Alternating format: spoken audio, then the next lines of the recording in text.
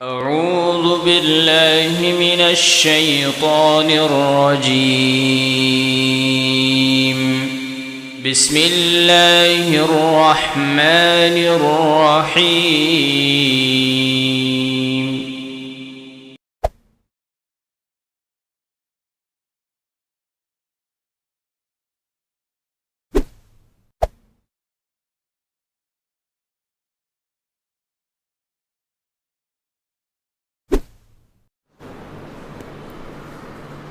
إن الحمد لله نحمده ونستعينه ونستغفره ونؤمن به ونتوكل عليه ونعوذ بالله من شرور أنفسنا ومن سيئات أعمالنا من يهدي الله فلا مضل له ومن يضلل فلا هادي له. أشهد أن لا إله إلا الله وأشهد أن محمدًا عبده ورسوله.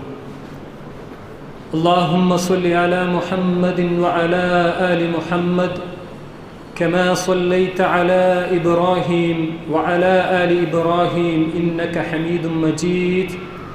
اللهم بارك على محمد وعلى آل محمد كما باركت على إبراهيم وعلى آل إبراهيم إنك حميد مجيد. أما بعد فإن خير الكلام كلام الله وخير الحدي حدي محمد صلى الله عليه وسلم وشر الأمور محدثاتها وكل محدثة بدعة وكل بدعة ضلالة وكل ضلالة في النار. أيها الناس أوصيكم إياي أولا بتقوى الله.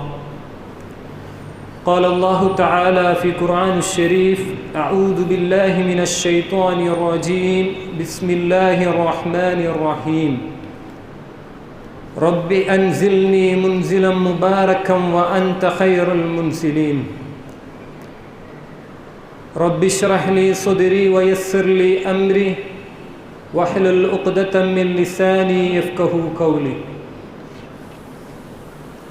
സ്നേഹം നിറഞ്ഞ സത്യവിശ്വാസികളെ, വിശ്വാസിനികളെ, നമ്മളെ സൃഷ്ടിച്ചു പരിപാലിച്ചു കൊണ്ടിരിക്കുന്ന റബ്ബിൻ്റെ വിധിവിലക്കുകൾ, നിയമനിർദ്ദേശങ്ങൾ ജീവിതത്തിലെ എല്ലാ മേഖലകളിലും പാലിച്ച് അതുൾക്കൊണ്ട് ജീവിതം മുന്നോട്ട് നയിക്കണമേ എന്ന് ആമുഖമായി സ്വന്തം ഓർമ്മപ്പെടുത്തിക്കൊണ്ട് നിങ്ങൾ ഓരോരുത്തരെയും ഉണർത്തുകയാണ്, ഉപദേശിക്കുകയാണ്, തഖ്വ കൊണ്ട് വസിയത്ത് ചെയ്യുകയാണ്. സഹോദരങ്ങളെ, നമ്മളെല്ലാം അള്ളാഹുവിൻ്റെ അടുക്കൽ നിന്നുള്ള അനുഗ്രഹങ്ങളും അവൻ നമുക്ക് നൽകുന്ന വളർച്ചയും പുരോഗതിയുമെല്ലാം എന്നും നമുക്ക് വേണമെന്ന് ആഗ്രഹിക്കുന്നവരും അതിനു വേണ്ടി സദാസമയം അള്ളാഹുവിനോട് തേടുന്നവരുമാണ് നമ്മളൊക്കെ. അള്ളാഹുവിൻ്റെ അടുക്കൽ നിന്നുള്ള അനുഗ്രഹങ്ങൾ, അവൻ്റെ അടുക്കൽ നിന്നുള്ള ബർക്കത്ത് അത്രയും പ്രാധാന്യമുള്ളത് കൊണ്ടാണ് നാം ഏവരും നമ്മുടെ മക്കളിലും ഭാര്യമാരിലും നമ്മുടെ കുടുംബത്തിലും നമ്മുടെ കച്ചവടത്തിലുമെല്ലാം അള്ളാഹുവിൻ്റെ ബർക്കത്ത് വേണമെന്ന് സദാസമയം പ്രാർത്ഥിച്ചു കൊണ്ടിരിക്കുന്നത്. നമ്മൾ ഏതെങ്കിലും ഒരു സ്ഥലത്ത് ചെന്നിറങ്ങിക്കഴിഞ്ഞാൽ അവിടെ അള്ളാഹു ഒരുക്കി വച്ചിട്ടുള്ള അനുഗ്രഹങ്ങൾ കാണുമ്പോൾ അള്ളാഹുവിൻ്റെ അനുഗ്രഹങ്ങൾക്ക് വേണ്ടി നാം അവിടെ ആ സമയം പ്രാർത്ഥിക്കുവാൻ വേണ്ടി നമ്മുടെ മനസ്സുകൾ കൊതിക്കുന്നു. വിശുദ്ധ ഖുർആൻ പറഞ്ഞു: റബ്ബി അൻസിൽനി മുൻസിലൻ മുബാറകൻ വഅൻത ഖൈറുൽ മുൻസിലീൻ. അനുഗ്രഹീതമായ ഒരു താവളത്തിൽ നീ എന്നെ ആക്കി തീർക്കണമേ റബ്ബേ, നീയാണല്ലോ അനുഗ്രഹങ്ങൾ ഇറക്കുന്നതിൽ വെച്ച് ഏറ്റവും ഉത്തമൻ എന്ന് വിശുദ്ധ ഖുർആൻ നമ്മോട് പറയുകയാണ്. അതുകൊണ്ട് തന്നെ ബർക്കത്തിന് വേണ്ടി സ്വയം പ്രാർത്ഥിക്കുകയും മറ്റുള്ളവർക്ക് വേണ്ടി പ്രാർത്ഥിക്കുകയും ചെയ്യുന്നത് നമ്മുടെ ജീവിതത്തിൽ സാധാരണ നടന്നുകൊണ്ടിരിക്കുന്ന ഒരു കാര്യമാണ്. അതുകൊണ്ടാണ് നമ്മൾ നമ്മുടെ സഹോദരങ്ങൾക്ക് വല്ല അനുഗ്രഹങ്ങളും ലഭിച്ചു കഴിഞ്ഞാൽ അവർക്ക് വല്ല സന്തോഷവാർത്തയും അറിയിക്കപ്പെട്ടു കഴിഞ്ഞാൽ നമ്മൾ പറയും ബാറക്കല്ലാഹു ഫീഹ്, അള്ളാഹു നിനക്ക് അതിൽ ബർക്കത്ത് നൽകട്ടെ, അള്ളാഹു നിന്നെ അനുഗ്രഹിക്കട്ടെ, മബ്റൂക്ക് എന്നൊക്കെ നമ്മൾ പറയുന്നത് അതുകൊണ്ടാണ്.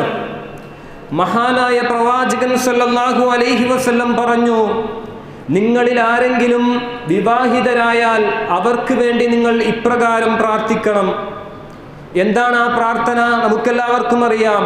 ബാറക്കല്ലാഹു ലക വബാറക അലൈക വജമഅ ബൈനകുമാ ഫീ ഖൈർ. നിങ്ങൾക്കും ഭാവിയിൽ നിങ്ങൾക്കുമേൽ സംഭവിക്കാനുള്ളതിൽ അത്രയും തന്നെ അള്ളാഹു നിങ്ങൾക്ക് ബർക്കത്ത് നൽകട്ടെ, നിങ്ങൾ രണ്ടുപേരെയും അള്ളാഹു തആല നന്മയിൽ ഒരുമിപ്പിക്കട്ടെ എന്ന് നാം പ്രാർത്ഥിക്കാറുണ്ട്. ആർക്കെങ്കിലും മക്കളുണ്ടായാൽ നമ്മൾ പറയും, നിങ്ങളുടെ സന്താനങ്ങളിൽ അള്ളാഹു തആല ബർക്കത്ത് നൽകട്ടെ എന്ന്. ആരെങ്കിലും പുതുതായി ഒരു കച്ചവടം തുടങ്ങുകയാണ്, അപ്പോൾ നമ്മൾ പറയും, അള്ളാഹു നിങ്ങളുടെ കച്ചവടത്തിൽ ഉന്നതയും അതുപോലെ തന്നെ നിങ്ങളുടെ കച്ചവടം അള്ളാഹു തആല ബർക്കത്തുള്ളതാക്കി മാറ്റട്ടെ എന്ന് നാം പ്രാർത്ഥിക്കാറുണ്ട്.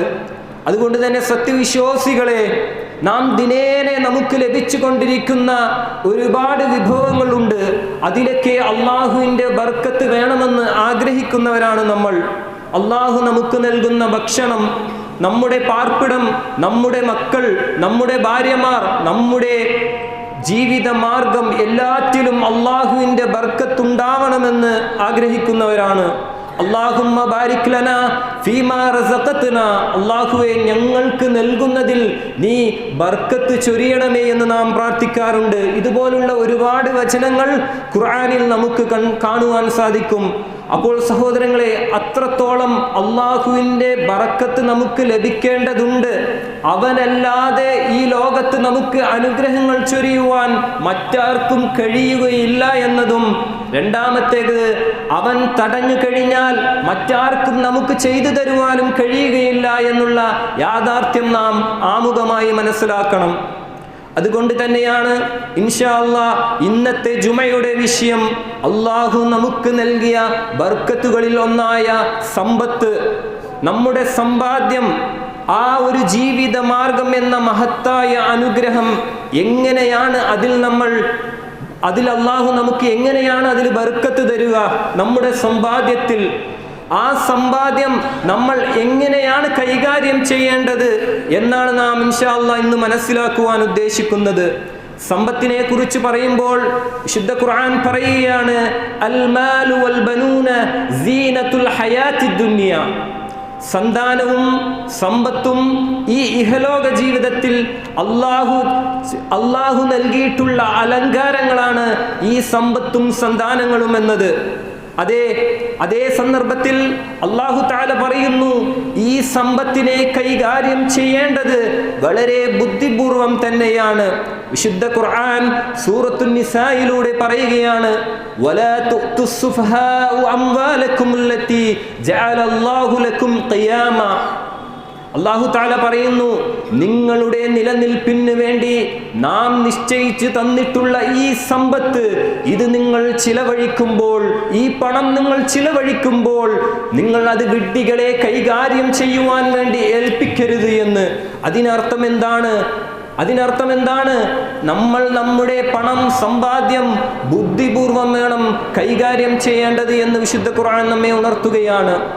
നമ്മുടെ സമ്പത്തിൽ അള്ളാഹുവിൻ്റെ ബർക്കത്തും ഖൈറും അനുഗ്രഹവും ഒക്കെ ഉണ്ടാവണമെങ്കിൽ ഒന്നാമത്തെ കാര്യം ഇസ്ലാം പഠിപ്പിക്കുന്നത്, നാം സമ്പാദിക്കുന്ന സമ്പത്ത്, കച്ചവടമായിക്കോട്ടെ മറ്റ് എന്ത് മേഖലകളായിക്കോട്ടെ, എല്ലാറ്റിലും ഹലാലായ മാർഗത്തിൽ നാം അത് സമ്പാദിക്കണം. ഒന്നാമത്തെ കാര്യം.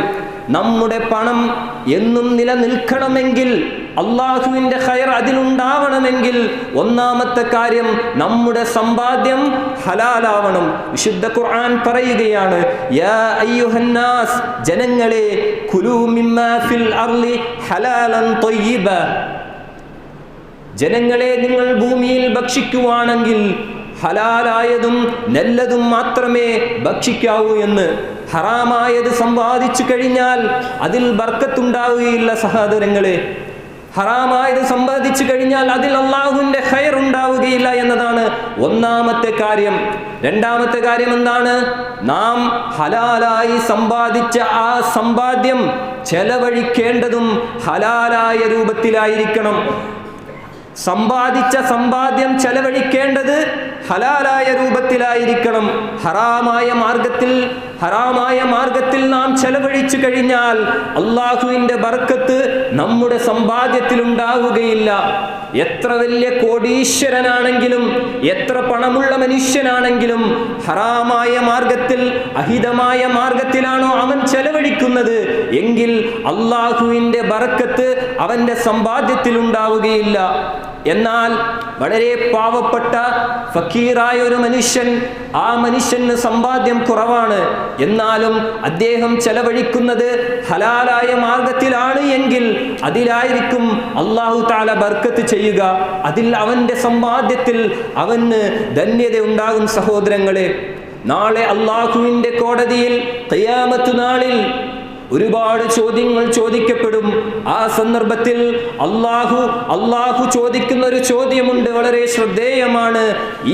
ഈ സമ്പാദ്യത്തെ കുറിച്ച്, അവന്റെ ധനത്തെ കുറിച്ച് ചോദിക്കുകയാണ്.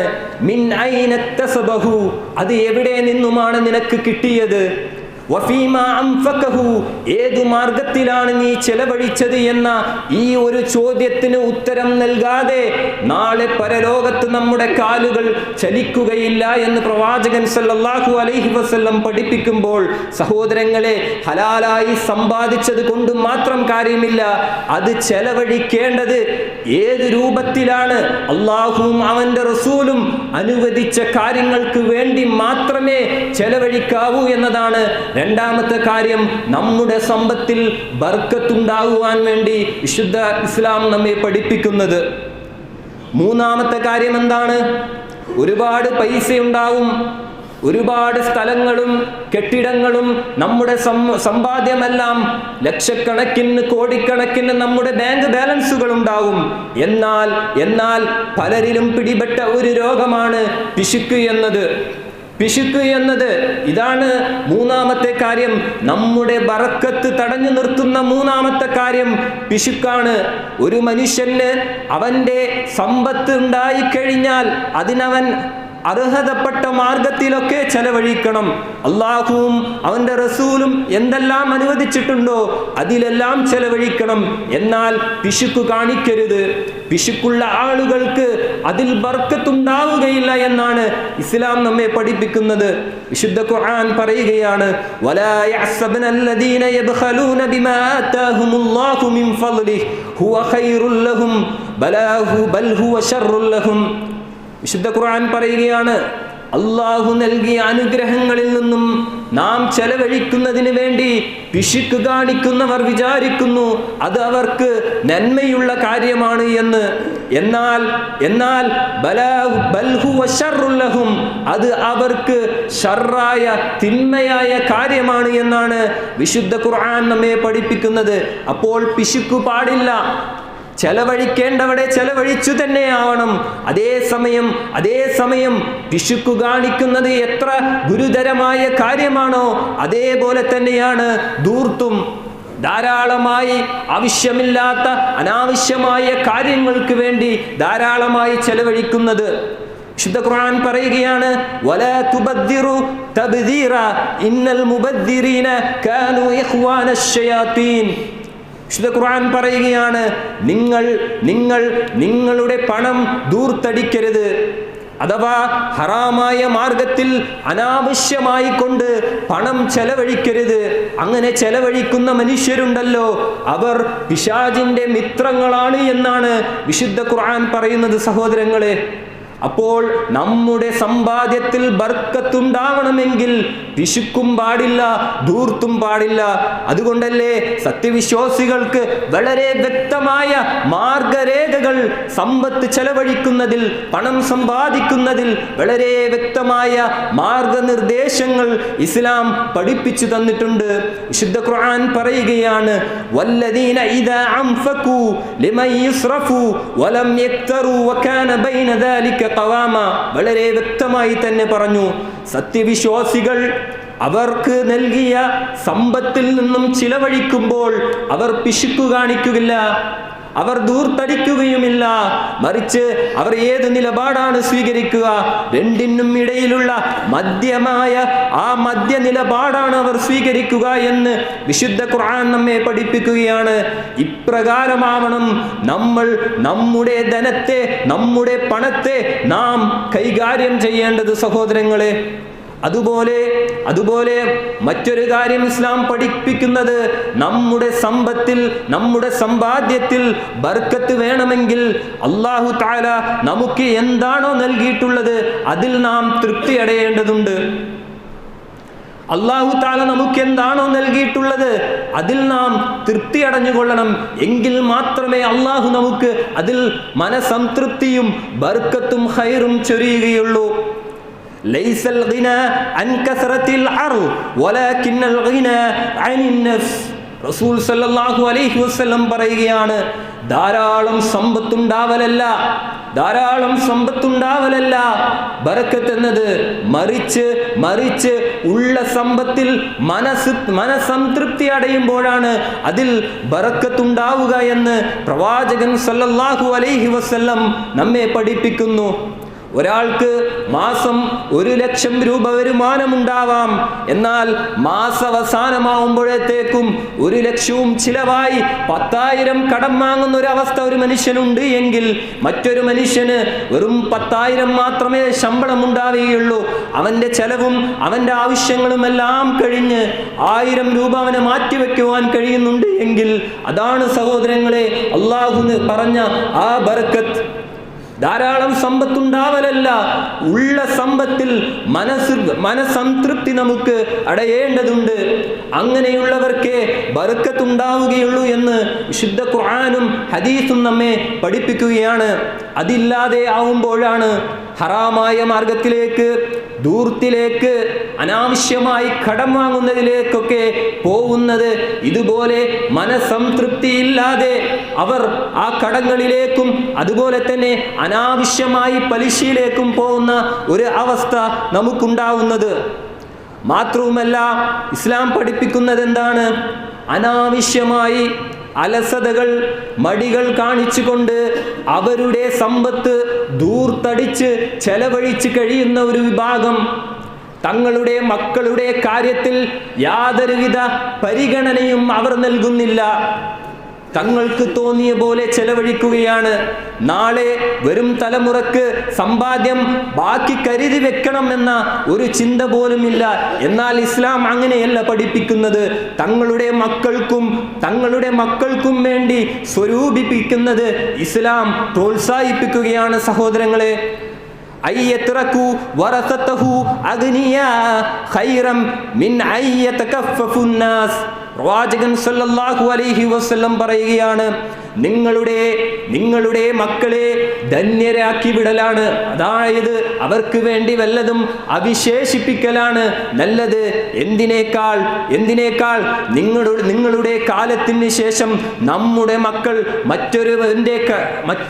മറ്റൊരു മനുഷ്യന്റെ അടുക്കലേക്ക് കൈകൾ നീട്ടിക്കൊണ്ട് യാചിക്കുന്നതിനേക്കാൾ ഉത്തമമെന്ന് പ്രവാചകൻ സല്ലല്ലാഹു അലൈഹി വസല്ലം പഠിപ്പിക്കുന്നുണ്ട് എങ്കിൽ, സഹോദരങ്ങളെ, നമ്മളുടെ മക്കൾ മറ്റുള്ള ആളുകളെ ആശ്രയിച്ചല്ല ജീവിക്കേണ്ടത്, മറിച്ച് അവർക്ക് ജീവിക്കുവാനുള്ള മാർഗം നാം വിട്ടേച്ചു പോവണം, അവർക്കുള്ളതും കരുതി വെക്കണം എന്ന ആ ഒരു പ്രോത്സാഹനമാണ് ഇസ്ലാം നൽകുന്നത്.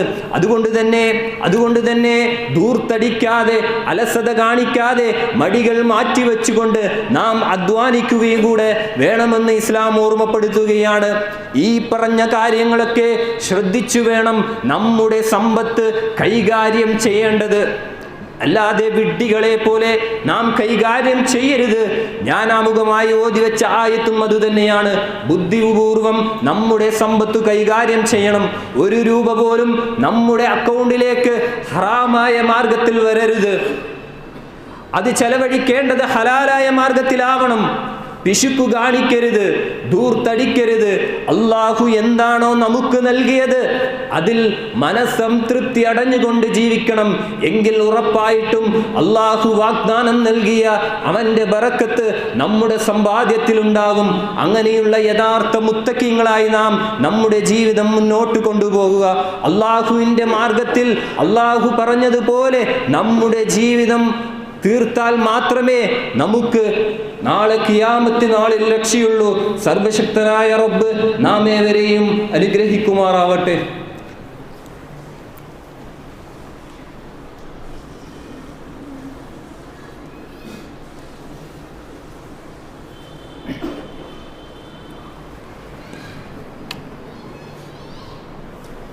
അൽഹംദുലില്ലാഹ് അസ്സലാത്തു വസ്സലാമു അലാ റസൂലില്ലാഹ് വഅലാ ആലിഹി വസഹാബിഹി അജ്മഈൻ. അമ്മാ ബഅദ്. ഒരിക്കൽ കൂടി അള്ളാഹുവിൻ്റെ വിധിവിലക്കുകൾ ജീവിതത്തിൽ പാലിക്കണമേ എന്ന് ഉണർത്തുകയാണ്, ഉപദേശിക്കുകയാണ്, തഖ്വ കൊണ്ട് വസിയത്ത് ചെയ്യുകയാണ്. സഹോദരങ്ങളെ, നമ്മൾ പറഞ്ഞു വന്നത് സമ്പത്ത്, നമ്മുടെ പണം അള്ളാഹു നൽകിയ അനുഗ്രഹമാണ്. അത് എങ്ങനെയാണ് കൈകാര്യം ചെയ്യേണ്ടത്, അതിൽ എങ്ങനെയാണ് ബർക്കത്തുണ്ടാവുക എന്നതിനെക്കുറിച്ചാണ്. സമ്പത്ത് കൊണ്ടുള്ള ലക്ഷ്യങ്ങളിൽ പ്രധാനപ്പെട്ട ഒന്ന് ഇസ്ലാം പഠിപ്പിക്കുന്നത് നമ്മുടെ ജീവിതം എളുപ്പമാക്കി തീർക്കുവാൻ വേണ്ടിയുള്ളതാണ്. അള്ളാഹു നമ്മളെ സൃഷ്ടിച്ചത് അവന് ഇബാദത്തുകൾ ചെയ്യുവാൻ വേണ്ടിയാണ്. അതുകൊണ്ട് തന്നെ അത് സമാധാനത്തിൽ ചെയ്യണമെങ്കിൽ നമ്മുടെ കയ്യിൽ എന്താവശ്യമുണ്ട്? സമ്പത്ത് ആവശ്യമുണ്ട്. വിശുദ്ധ ഖുർആൻ പറയുകയാണ്, വമാ ഖലഖ്തുൽ ജിന്ന വൽ ഇൻസ ഇല്ലാ ലിയഅ്ബുദൂൻ മാ ഉരീദു മിൻഹും മിൻ റിസ്കിൻ വമാ ഉരീദു അയ്യുത്ഇമൂൻ. മനുഷ്യരെയും ജിന്നിനെയും സൃഷ്ടിച്ചത് എനിക്ക് ഇബാദത്ത് ചെയ്യുവാൻ വേണ്ടിയാണ്. ഞാൻ അവരോട് ഭക്ഷണങ്ങൾ ആവശ്യപ്പെടുന്നില്ല, അവർക്കുള്ള ഭക്ഷണം നാം ആണ് നൽകുന്നത് എന്ന് വിശുദ്ധ ഖുർആൻ പറയുകയാണ്. അതുകൊണ്ടാണ് അല്ലാഹു തആല ഉപജീവന മാർഗം നൽകുന്നത്, അവന് ഇബാദത്തുകൾ ചെയ്യുന്നത് എളുപ്പമാക്കി തീർക്കുവാൻ വേണ്ടിയാണ്. അതുകൊണ്ടല്ലേ പ്രവാചകൻ സല്ലല്ലാഹു അലൈഹി വസല്ലം വിശപ്പിൽ നിന്നും അള്ളാഹുവിനോട് രക്ഷ തേടിയത്. വിശന്നിരിക്കുന്ന ഒരവസ്ഥ അതൊരു വല്ലാത്തൊരവസ്ഥയാണ്. അതുപോലെ തന്നെ ദാരിദ്ര്യത്തിൽ നിന്നും രക്ഷ തേടിയിട്ടുണ്ട് നമ്മുടെ പ്രവാചകൻ സല്ലല്ലാഹു അലൈഹി വസല്ലം. നല്ലൊരു ഭവനം, നല്ലൊരു പാർപ്പിടം, എല്ലാ സൗകര്യങ്ങളും ഉള്ള മനസ്സമാധാനമുള്ള ഒരു പാർപ്പിടം, അതും അള്ളാഹുവിൻ്റെ ഒരു സൗഭാഗ്യം, ബർക്കത്താണ് സഹോദരങ്ങളെ. അതുപോലെ തന്നെ നല്ലൊരു ഇണ, സൽസ്വഭാവിയായ ഒരു ഇണ, അതും അള്ളാഹുവിൻ്റെ സൗഭാഗ്യമാണ്, ബർക്കത്താണ്. വീട്ടിലേക്ക് കയറി ചെല്ലുമ്പോൾ സമാധാനം നൽകുന്ന മക്കൾ, കണ്ണിന് കുളിർമ നൽകുന്ന ഇണ, ഇതെല്ലാം അള്ളാഹുവിൻ്റെ സൗഭാഗ്യങ്ങളാണ്. ഇതെല്ലാം ഉണ്ടാകാം ജീവിതത്തിൻ്റെ ഖൈറിനു വേണ്ടിയാണ്. അതുകൊണ്ട് തന്നെ നമുക്ക് നൽകിയ സമ്പത്തിൽ നിന്ന് നമ്മൾ എളുപ്പമാക്കി തീർക്കുവാൻ വേണ്ടി എന്തെല്ലാം ഉണ്ടോ അതെല്ലാം അതിനു വേണ്ടി നാം ചെലവഴിക്കാം. നമ്മുടെ സൗകര്യങ്ങൾ മെച്ചപ്പെടുത്താം, അതിലൊന്നും തെറ്റില്ല. അതിന് നമ്മൾ നമ്മുടെ മടികൾ മാറ്റിവെച്ചുകൊണ്ട്, അലസതകൾ മാറ്റിവെച്ചുകൊണ്ട് അധ്വാനിക്കണം. ജനങ്ങൾക്ക് മുമ്പിൽ കൈനീട്ടിക്കൊണ്ട് ജീവിക്കുന്ന ഒരു അവസ്ഥ നമുക്കുണ്ടാവരുത് എന്നുള്ള ബോധവും നമുക്കുണ്ടായിരിക്കണം സഹോദരങ്ങളെ. അതിനു പുറമെ അല്ലാഹു തആല പറഞ്ഞ മേഖലകളിലൊക്കെയും നാം ചെലവഴിക്കേണ്ടതുണ്ട്. വിശുദ്ധ ഖുർആൻ പറയുകയാണ്, യസ്അലൂനക മാദാ യുൻഫിഖൂൻ. പ്രവാചകരോട് ചോദിക്കുകയാണ്, എന്തിനു വേണ്ടിയാണ്, എന്താണ് ചെലവഴിക്കേണ്ടത് പ്രവാചകരെ എന്ന് ചോദിക്കുമ്പോൾ, ഖുൽ, പ്രവാചകരെ പറയുക, മാ അൻഫഖ്തും മിൻ ഖൈരിൻ ഫലിൽ വാലിദൈനി വൽ അഖ്റബീന വൽ യതാമ വൽ മസാകീൻ വബ്നസ് സബീൽ വമാ തഫ്അലു മിൻ ഖൈരിൻ ഫഇന്നല്ലാഹ ബിഹി അലീം. വളരെ വ്യക്തമായ നിർദ്ദേശമാണ്. നിങ്ങൾ ചെലവഴിക്കേണ്ടത് നിങ്ങളുടെ മാതാപിതാക്കൾക്ക്, നിങ്ങളുടെ അടുത്ത കുടുംബക്കാർക്ക്, ഭാര്യയ്ക്കും മക്കൾക്കും, അതുപോലെ തന്നെ യതീമായവർക്കും മിസ്കീനുകൾക്കുമൊക്കെ, വഴിപോക്കർക്കൊക്കെ നിങ്ങൾ ചെലവഴിക്കണമെന്ന് വിശുദ്ധ ഖുർആൻ പറയുന്നു. അതിനുശേഷം പറയുന്നു, യൻഫിഖൂന അംവാലഹും ബില്ലൈലി വന്നഹാർ സിർറൻ വഅലാനിയ ഫലഹും അജ്റുഹും ഇൻദ റബ്ബിഹിം വലാ ഖൗഫുൻ അലൈഹിം വലാ ഹും യഹ്സനൂൻ. വളരെ വ്യക്തമാണ്. അല്ലാഹു നൽകിയ ധനത്തിൽ നിന്ന് രാവും പകലും നിങ്ങൾ ചെലവഴിക്കുക. അള്ളാഹു നൽകിയ പണത്തിൽ നിന്ന് രാവും പകലും ചെലവഴിക്കുക, രഹസ്യമായും പരസ്യമായും ചെലവഴിക്കുക. എങ്കിൽ നിങ്ങൾക്ക് വമ്പിച്ച പ്രതിഫലമുണ്ട്, ദുഃഖിക്കേണ്ടി വരില്ല, പ്രയാസപ്പെടേണ്ടി വരില്ല. വലാ ഖൗഫുൻ അലൈഹിം വലാ ഹും യഹ്സനൂൻ എന്ന് വിശുദ്ധ ഖുർആൻ നമ്മെ ഓർമ്മപ്പെടുത്തുകയാണ്. അപ്രകാരം അള്ളാഹു നൽകിയ ധനത്തെ സക്കാത്തായിക്കൊണ്ടും സ്വതക്കയായിക്കൊണ്ടും അതുപോലെ തന്നെ എല്ലാ നല്ല പ്രവർത്തനങ്ങൾക്കും നമ്മുടെ സമ്പാദ്യത്തിൽ നിന്നും നാം ഇറക്കണം, അതിനു വേണ്ടി ചെലവഴിക്കണം. അതുകൊണ്ട് തന്നെ ധനത്തെ ഒരു അനുഗ്രഹമായി നാം കാണണം. നമ്മുടെ സമ്പാദ്യത്തെ നാം ഒരു അനുഗ്രഹമായി കണ്ടുകൊണ്ട് അതിനെ ബുദ്ധിപൂർവം കൈകാര്യം ചെയ്ത് അതിനെ ഉപയോഗപ്പെടുത്തേണ്ടതുണ്ട്. അള്ളാഹു പറഞ്ഞ മാർഗം ഞാൻ ആദ്യം മുതൽ പറഞ്ഞ ഒന്നാമത്തെ കാര്യം ഹലാലായ സമ്പാദ്യം, രണ്ടാമത്തേത് ഹലാലായ മാർഗത്തിൽ ചെലവഴിക്കൽ, മൂന്നാമത് പിശുക്കില്ലാത്തൊരു കൈകാര്യം, നാലാമത്തേത് ധൂർത്തടിക്കരുത്, അഞ്ചാമതായി പറഞ്ഞത് എന്താണോ അള്ളാഹു നമുക്ക് നൽകിയിട്ടുള്ളത് അതിൽ സംതൃപ്തരാവുക എന്ന ഈ 5 കാര്യമാണ് ഇന്നത്തെ ഖുതുബയിലെ കാതലായ വശങ്ങൾ. അള്ളാഹു നമ്മളിൽ നിന്നും വന്നുപോയ എല്ലാ തെറ്റുകുറ്റങ്ങളും പൊറുത്തു മാപ്പാക്കി നൽകുമാറാവട്ടെ. നാഥ, ഞങ്ങളുടെ മക്കളിൽ, ഞങ്ങളുടെ ഇണകളിൽ, ഞങ്ങളുടെ സമ്പാദ്യത്തിൽ, ഞങ്ങളുടെ കച്ചവടത്തിൽ എല്ലാറ്റിലും നീ നിന്റെ ബർക്കത്ത് കൊണ്ട് അനുഗ്രഹിക്കണമേ നാഥ. വാഖിറു ദഅവാനാ അൽഹംദുലില്ലാഹി റബ്ബിൽ ആലമീൻ. അസ്സലാമു അലൈക്കും വറഹ്മത്തുള്ളാഹി വബറകാതുഹു. இது போன்ற மார்க்க சொற்பொழிவுகள் மற்றும் இஸ்லாமிய காணொளிகள் காண நமது தமிழ் இஸ்லாமிக் ஃபுட்டேஜ் என்கிற யூடியூப் சேனலை சப்ஸ்கிரைப் செய்து கொள்ளுங்கள். ஜஸாக்குமுல்லாஹு கைரன் கஸீரா.